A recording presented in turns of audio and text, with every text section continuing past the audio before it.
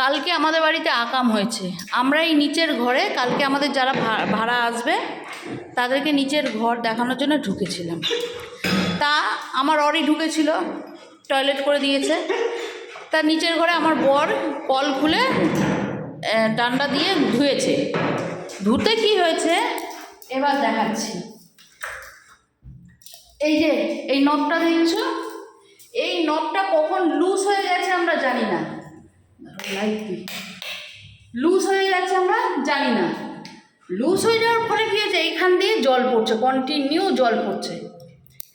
এবার আমরা ওপরে গিয়ে বলছি, গিয়ে দেখি ও তো রিজার্ভার চালিয়ে এসছে, তারপর দেখি আবার জল শেষ। কেউ তো গেলাম না, জল কী করে শেষ হচ্ছে। আবার ও চালিয়েছে, আবার 15-20 মিনিট পর দেখি জল শেষ। কী হলো, এই ভুতুরে ব্যাপার হচ্ছে নাকি বাড়িতে।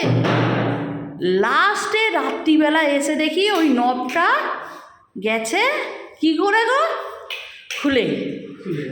আর এইখান দিয়ে জল পড়ে, যতবার রিজার্ভার চালিয়েছি ততবার জল পড়ে আমাদের 3-4বার করে চালাতে হয়েছে।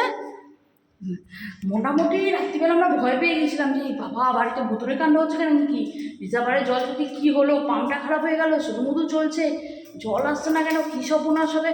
ও বাবা, সর্বনাশ এখানে আমার বর জেনে শুনে করে দিয়ে গেছে। এখন এই নবটা ঠিক করা হচ্ছে।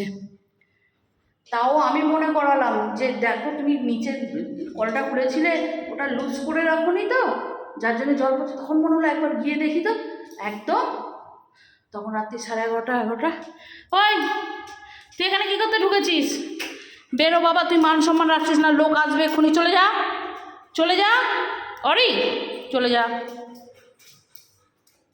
এই ছাড়ো, নব নিয়ে এসো আর প্লাম্বার ডাকো। ও তুমি জানো না, সব আমার গাড়িতে সব যন্ত্রপাতি সব আছে, করে দিচ্ছি আমি, তুমি চুপ করে থাকো, তুমি শুধু দেখতে থাকো কী হচ্ছে। এইটাকে আগে একবার প্লাম্বার দিয়ে পুরো সেটিংটাকে ঠিক করলাম। আমাদের যে আগে ভাড়া ছিল বাচ্চাগুলো, আমরা তো স্টুডেন্ট ভাড়া দিই এটাতে, তা বাচ্চা ছিল, এবারে ফ্যামিলি আসবে। তা বাচ্চাগুলো কীভাবে কী ব্যবহার করেছে কী জানি, শাওয়ারটা ঠিক করানো হলো, নবটা ঠিক করানো, নিচের কলটা চেঞ্জ করা হলো। ওরা প্রায় 4-5 বছর ছিল একভাবে, ঠিক আছে। সেটিংগুলো চেঞ্জ করা হলো, এই নবটাকে সবে চেঞ্জ করালাম, এখনও লোক আসেনি, তার মধ্যে আবার এই অবস্থা।